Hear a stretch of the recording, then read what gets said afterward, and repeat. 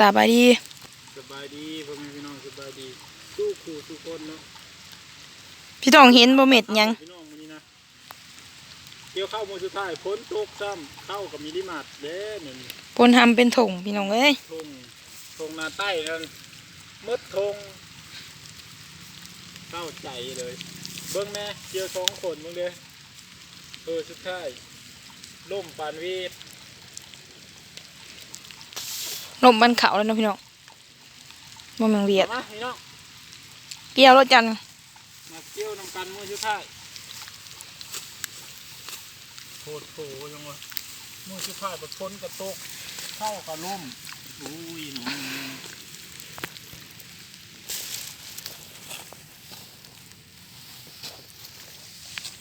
มีเมียนว่า2 คนไหนก็หลุมก็ป้าถึงอันนี้พาปูพี่น้อง2 คนเม็ดพ้นหน่อยยิ่งหยัดมีเมียนว่าห้อยเข้าไปชื่อมดมีเมียน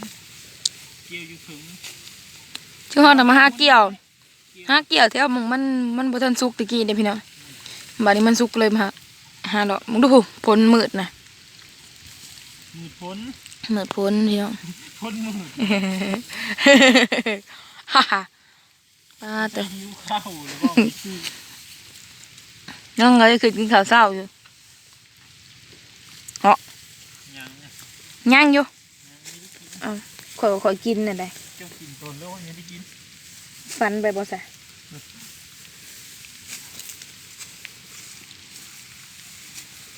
เพื่อจะแล้วบางปีหน้าพวกเราจะได้ปอกกันมือเกี่ยวเข้านี่แต่คนเข้ายังมีทันเลี้ยงฝนตกมื้อนี้ยัน3 มื้ออยู่สิได้มัดยังมีได้มัดเข้าอยู่มื้อนี้ฝนตกแต่จะเข้าตกก็มีแหงแล้วแต่ว่าพอเปียกนะแบบว่าพอซุ่มข้าวผัดแห้งเลยพี่น้องพ้นมาตกใส่มันน่าเจ็บใจยังดียังวะบัญญัติเขาตกแล้วมีตกเจ็บใจป่ะเทวดาเขาจะบ้อง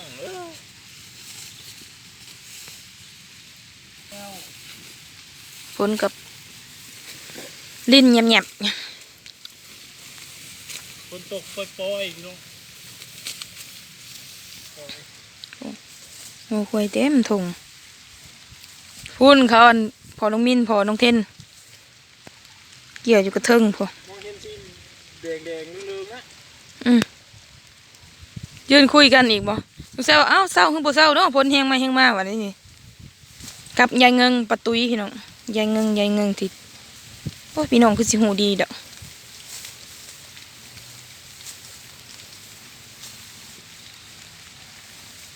ที่แรกว่ามื้อนี้คนหน้าทงใต้กะ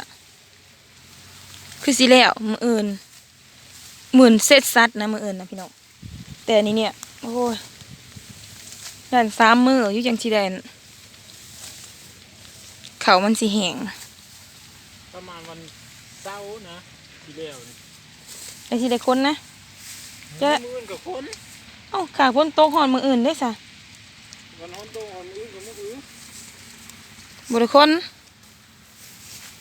เขาก็นอนอยู่พี่น้องเอ้ยมีเปิดอาทิตย์นึงต้องดิเขาหล่นหมดเนาะพี่น้องวันนี้เลยเจอกลางกันบ่เกี่ยวเขาก่อนพี่น้องใกล้สิแล้วล่ะพี่น้องฝนก็ยังบ่หยุดตกยังบ่เศร้าตกอยู่แม่มันมีหยุดบ่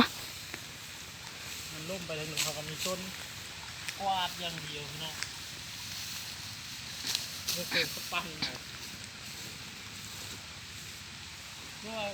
บ่ฮ้อนดีเนาะฝนตกกันเนาะถ้าแม่นว่าเมียนเยี่ยมมาเข้านะคือว่าโมนเด้ฝนตกเนี่ยเดี๋ยววันยี่มัดกับยี่มัดแล้วมันตีมันแล้วก็ตานี่ย่อยหูมันแล้วประมาณจะมาห้างว่าเยอะมันเรียกว่าคนมาขัดจังหวะแต่มันห่อนี่มันห่อเลยพี่น้องนะให้เจ๊แซ่มันปัดยุ่งเด้อหุยนี่ใครจะว่าฝนตกเนาะเปียกพี่น้องเอ้ยตกบ่แห้งแต่มันตกบ่เศร้าจักเทื่อหรอก เอาไปเอามาเปียกซ้ำ ยังว่ามีแหงเลย ใครแต่ว่าเมื่อวานนี่คนเขาแล้วก็ปั่นเลยแค่เมนเราพอแห้งทั้งในลานทั้งในไข่นา จะไม่น่าท้องทุ่งบ่ บัดเข้าว่าตกแหน่บ่ตกผลก็เด้อ หรือว่าเช้าแน่ฝนตก เกี่ยวไว้นี่คือละ เกี่ยวมันเปลี่ยนเด้อน้ำจะมาเกี่ยว เฮาว่าม่วนเด้แท้ ม่วนอยู่แต่ว่ามันลงของแข็งอันนี้ก็มีไว้เนาะพี่เนาะจับกิโลยา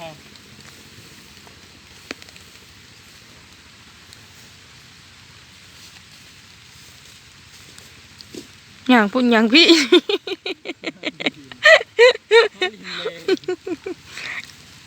ลิมแรงนี่กัน ตัวกล้องบ่ได้สิเลนก่อนเจ้าอย่าบ่หาก็ได้ ตัวน้องเว้ย จะเป็นหยัง ใจอีหยังเข้าตามันพี่น้องเคยตาก็ยิ้มกันยิ้มเอาไปมาข้างนี้แหละอุ้ยกระโพดเมื่อยังเถื่อแล้วว่าสิได้เมื่อปลาเพิ่นแล้วนั่นอีปลาเคยหลากเกี่ยวกับผู้เดียวนี่แหละ3 โมงเช้า 9 โมงแล้วยังบ่ได้กินข้าวอยู่นี่ เดี๋ยวว่าได้อันแนวห้องทองไปเลยนะพี่น้องเอ้ยคงหวาน ตลาดน้อยเขาแหลมทาง ลัดลัดตลาดน้อยอยู่พี่แล้วกันสิขึ้นเมื่อกันสิลบลงมากับพอดีกระเทินนะพี่น้อง ทำเพื่อจะขอไก่ทำเพื่อกับไก่กูทำไก่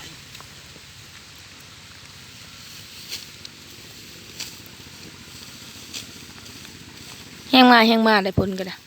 ผู้ได้กาเนาะปั่นเข่าซะนั่นไม่ บริยุทธ์บริยอนตั้งแต่ตี 4เดินนิ่งๆมาตลอด พูดไปเยอะเลย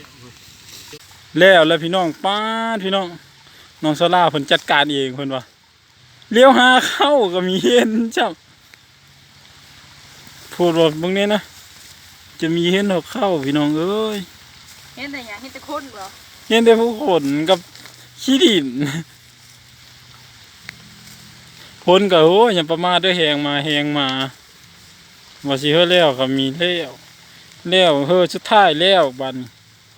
เกี่ยวนี่จักแล้วอยู่ถึงเขา ยังอยู่เรื่องมันก็เกี่ยวมันยก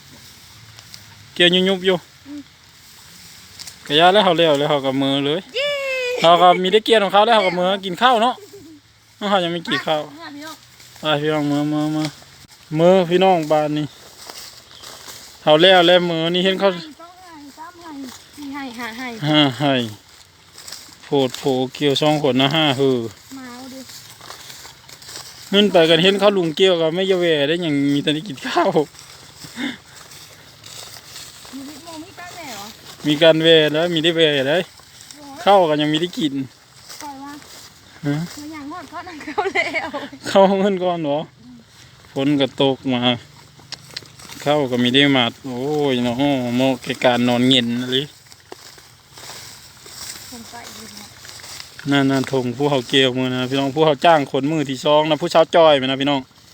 ทงผู้เช่าจ้อยมาเกี่ยวนั่นแหละพอเชื่อหมัดมื้อนี้ฝนผัดตกก็เลยมีได้หมัดต้องใส่มืออื่นเพื่อสิได้หมัด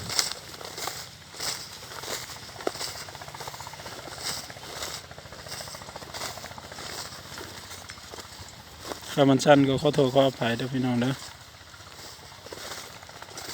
แล้วหมดเลยได้แถวนี้โอ้หยังทางนั้นเนาะเคี้ยวสิหน่อยยังบ่เลยพี่ล้อถ้ามันถึงเนี่ยมันถึงเข้ามีจักบ่ถ้ามันถึงเข้าเขาก็เอางูเข้าแล้วแหละ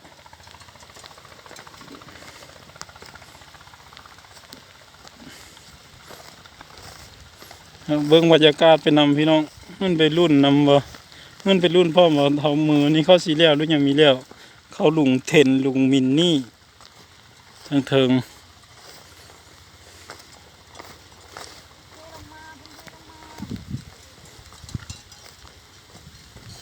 ที่ถอดขาวให้อยู่ในหันแล้วย่อมาจน โหอันนี้งูเขาเลยแม่นงูเขาเจ้าท่านเลยลงมาหรอกพี่น้อง แต่งูเขาเจ้าเต็มโคตรได้งูนะ บ่ได้เอาที่เสาที่เนี่ยเนี่ยมันเตะ มึงพูดงูกันเถอะไปเรื่อยๆพักกันแยงกับเป็นดอกเลย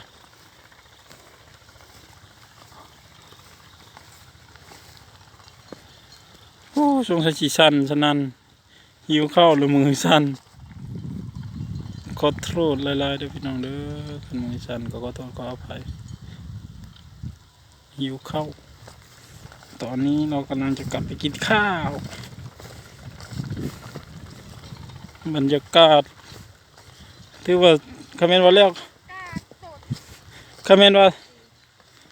แล้วข้าวนี้ถือว่าบรรยากาศนี่ดีเนาะ แค่ทีเสียเขาปลูกแล้ว จังโตกฉันเราบรรยากาศนี่โอ้โคตรดีเลย แต่อันนี้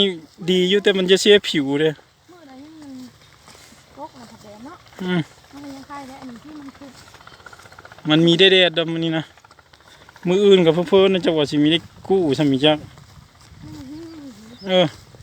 ถ้ามีได้กู้มืออื่นก็สิไปหารับจ้างเกี่ยวข้าวทำนั้นแล้ว กูได้จ้างกันแม่นมาบอกให้พี่น้อง ติดต่อมาได้ที่เห็นว่าพี่น้องมาเกี่ยวข้าวซอยเด้อคือว่า ไอ้เจ๊เคยหนาไปรับจ้างเกี่ยวเขา คันวันละวันเท่าไรจังไปบ่วันละมื้อบ่ ไม่รู้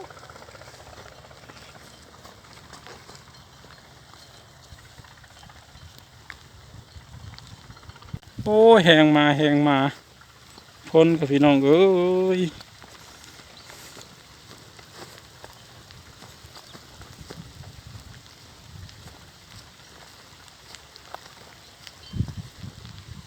เขาเบิ่งรอบๆพี่น้อง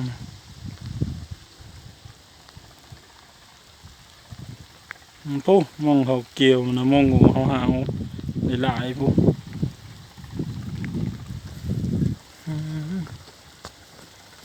รรยากาศ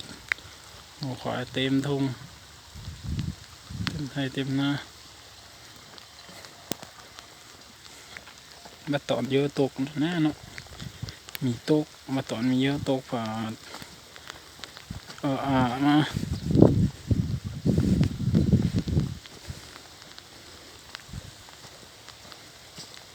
ท่าได้ตีเห็นว่ากันเนาะพี่น้องไปมีท่ากันจากดีห้วยมันมีเด็ดดินเด้อฝนนี่เด้อฝนนี่มันมีเด็ดดินเด้อแหงเฮามันมีเด็ดดินได้มันเด็ดอลีแหงเฮาฝนตกกันลมมันจะหนาวเลยเนาะ มันก็หนาวแล้วเฮ้ย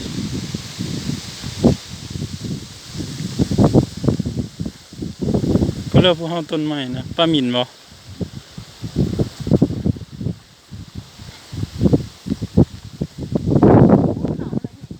มึงได้เข้าพวกเขาจะมัดมื้อนี้นะแต่เสียดายลีเย็ดเป็ดเจ็ดแล้วขนาดนี้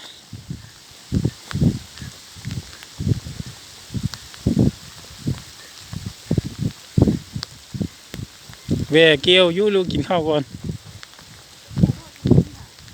เจ้าคือว่ากันอย่างนี้กินน้ำกันเนาะพี่น้องฉันเจ้าว่าฟูหมี่ขอบใจด้วยพี่น้องที่เข้ามากดไลค์กดแชร์กดติดตาม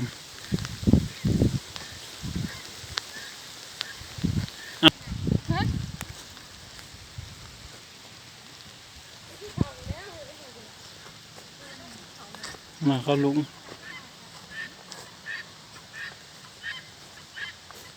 เขาป่ะกินข้าวเด้อนี่ละกี่นี่ละไปยังเกี่ยวปะเพิ่งเขาลุงเกี่ยวแล้วก็มัดแล้วก็เอาไปผ่า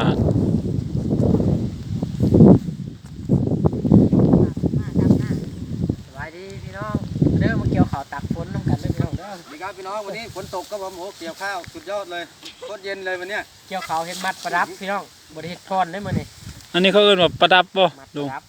โอ้ เกี่ยวมันมาเป็นกำแล้วก็มัดไว้แล้วก็ตากพี่น้อง อ๋อ ฝนจะเป็นเอ็ดเช่นเนาะ